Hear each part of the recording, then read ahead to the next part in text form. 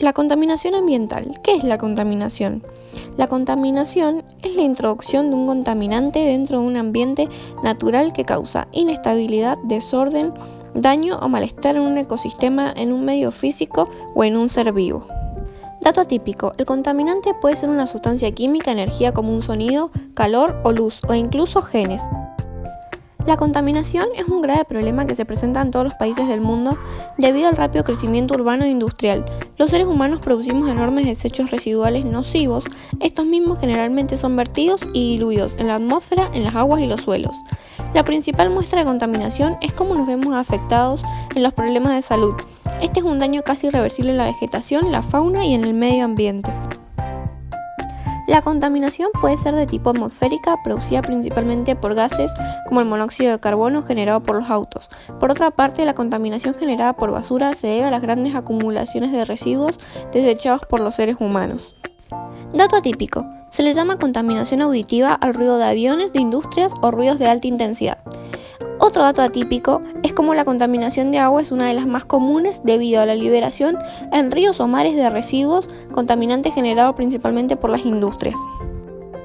¿Cómo afecta la contaminación a los animales marinos? En los océanos viven una enorme variedad de organismos. Durante millones de años las tortugas marinas, los peces, los cetáceos y muchas de otras especies compartieron el hábitat. Sin embargo, en pocas décadas, una especie nueva y peligrosa invadió los océanos. Se trata de los desechos plásticos.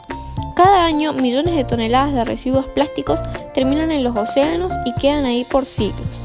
Las corrientes oceánicas los llevan a los lugares más remotos y los acumulan en los giros oceánicos.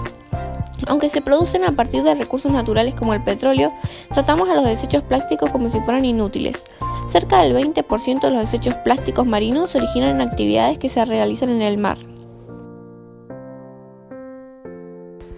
Las redes de pesca perdidas o descartadas, más conocidas como redes fantasmas, actúan como trampas mortales durante muchas décadas. Las correas de embalajes trabadas alrededor de la cabeza o aleta de los animales marinos producen lesiones dolorosas y hasta la muerte. Alrededor del 80% de los desechos plásticos marinos se producen en tierra y llegan al mar a través de los desagües sin tratamiento, el viento, los ríos o son arrojados directamente en las playas. En el agua, los artículos de plástico pueden ser tragados por las tortugas, las aves, ballenas y otros animales. Cuando flotan, muchos artículos plásticos se parecen a los alimentos naturales. Sin embargo, no son digeribles y llevan a la muerte agónica de cientos de miles de animales marinos. Como podemos observar, los objetos de plásticos no son biodegradables, sino que solo se rompen en pedazos cada vez más pequeños llamados microplásticos. Los productos de cuidado personal contienen microperlas de plástico y son una fuente de grandes cantidades de microplásticos que también se vacían en forma directa hacia los ríos y los océanos. Los microplásticos absorben contaminantes del medio marino que, al ser ingeridas por los organismos más pequeños, estas partículas, junto con los contaminantes, ingresan en la cadena alimentaria y finalmente llegan a nuestra mesa en el plato. Los desechos plásticos son una de las principales fuentes de contaminación marina mundial. Por esto queremos decir que la vida marina se ve amenazada. La contaminación del aire. Todos nosotros, niños, mujeres y hombres, necesitamos el aire limpio para poder vivir sanos y fuertes. Sin embargo, tanto en nuestro país como en el mundo exterior existen muchos contaminantes en el aire que perjudican nuestra salud y crecimiento. En el aire que respiramos a diario existen unos contaminantes que muchas veces no vemos, pero entran a nuestro organismo y generan en nuestro cuerpo malestar y enfermedades. Los contaminantes criterio que se encuentran en nuestro país son materia particular, ozono troposférico, monóxido de carbono, óxido de azufre y óxidos de nitrógeno. Pero, ¿cómo se producen estos contaminantes? Estos contaminantes los producen dos fuentes generales. Nosotros los hombres somos uno de los generadores más grandes de contaminantes. La mayoría de medios de transporte como autos, motos, etc. generan contaminantes como el monóxido de carbono y el óxido de nitrógeno.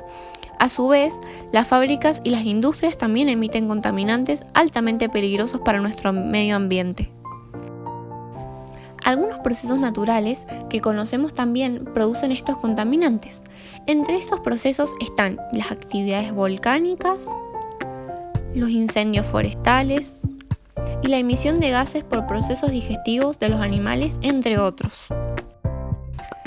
Ahora sí que vamos entendiendo un poco más del proceso, queremos explicarles el proceso desde la emisión hasta la inmisión. Una vez que estos contaminantes se producen, salen a nuestra atmósfera, luego se desplazan y se dispersan por condiciones atmosféricas como el viento. Esto puede hacer que los contaminantes lleguen a lugares diferentes de donde se producen. A veces, estos contaminantes se transforman en contaminantes secundarios por fenómenos químicos que se dan en la atmósfera como la lluvia ácida y el carbono negro. Por último, estos contaminantes bajan de nuevo a la Tierra y son transferidos a personas, plantas, animales y fuentes naturales como el agua. ¿Cómo nos afectan estos contaminantes? La exposición por periodos cortos o prolongados a estos contaminantes puede producir en las personas enfermedades cardiovasculares y respiratorias como la neumonía, asma, cáncer, la muerte, entre otras. La contaminación del aire nos afecta a todos, pero principalmente son vulnerables los niños, las mujeres y las personas mayores. Podemos notar que en los lugares donde existen mayor cantidad de personas, mayor cantidad de industrias y fábricas, existen mayores fuentes de contaminación y por lo tanto la calidad del aire se ve afectada. Muchas veces estos contaminantes llegan a nuestros ríos, aire y cultivos, así que cuando tomamos agua o respiramos aire contaminado, nuestro cuerpo los absorbe y por ende se enferma. ¿Qué está haciendo nuestro gobierno para ayudar a mejorar la calidad de nuestro aire? Desde ya hace varios años, nuestro gobierno ha venido trabajando en establecer normas y medidas que ayuden a controlar la emisión de estos contaminantes.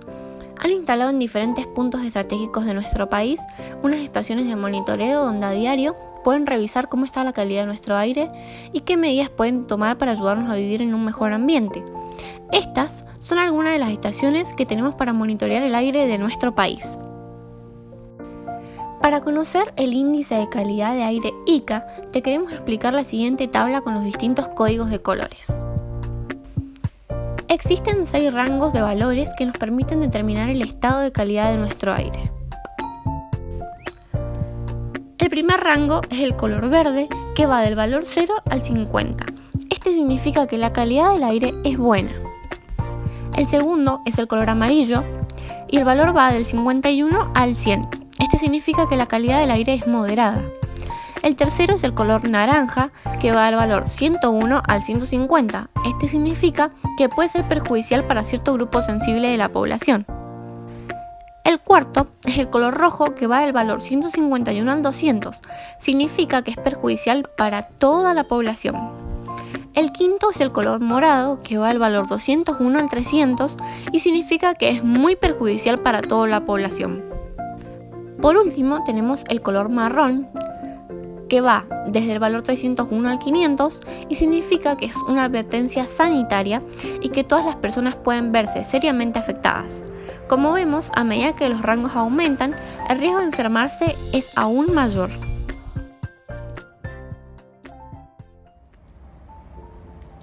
Bueno, él es Juan Ibáñez, mi papá, y vamos a hablar sobre cómo recicla y el proceso que tiene. Bueno, la primera pregunta es, ¿por qué empezaste a reciclar? Por una cuestión de conciencia social, de moverse y hacer algo. No estar esperando siempre que los demás hagan por uno. Y bueno, empecé a hacerlo aquí en casa y ese fue el primer paso. Bueno, la segunda pregunta es, ¿cuánto llevas reciclando? Te podría decir en un tiempo exacto, pero varios años. Ya un par de años que hago esto. Y ahora como que lo pongo en práctica aquí en la casa y trato de contagiárselo a otras personas. Pero sí, más de 5 años seguro. Bueno, la otra pregunta que viene es, ¿qué opinas sobre la contaminación actual? Creo que está en un nivel altísimo, es grave y de vuelta voy a lo de siempre, ¿no? Que cada uno tiene que hacer su pequeña parte. O sea, yo por ejemplo en lo personal trato de no usar tanto el auto, la moto, sino moverme en bici, a donde puedo voy caminando, hasta inclusive aprendí a usar el medio de transporte público que no lo usaba. Y es como, ese es mi granito de arena y la parte que yo puedo hacer. Estaría buenísimo que hayan más motores eléctricos y más ciclovías, sobre todo acá en Mendoza. Y bueno, aconsejarle a la gente y ir tratando de contagiar a todos, que hagan eso, ¿no? Que no contaminen, que utilicen la bici, que no quemen hojas. Son pequeñas cositas que podemos ir haciendo en la casa y transmitiéndoselo a los más grandes y a los más chicos, ¿no? Ir enseñándoles de a poquito que vayan contagiándose de eso. Bueno, la última pregunta es, ¿cuál es el consejo que le das a la gente para que empiece su reciclaje? Que empiecen con lo pequeño, con llevarse su papel, no tirarlo en la calle, sino metérselo al bolsillo. Son pequeñas acciones que generan un montón. Algunos departamentos de Mendoza tienen reciclaje por días para sacar los residuos secos, los residuos mojados. Entonces está bueno hacerlo ya en casa. Empecen de a poco, no hace falta, no sé, ir a limpiar pingüinos a la Antártida. Vamos a empezar con algo chiquito, aplastar las latitas, si vas a la montaña y traerte tu basura, no arrojar nada fuera del auto. O sea, es preferible tenerlo ahí en el coche y luego lo desechas en tu casa. O sea, con pequeñas acciones todos podemos ayudar. Es una forma de empezar. Y bueno, y contagiar a los demás, ir enseñándole a los otros que pueden hacer lo mismo, predicando, ¿no?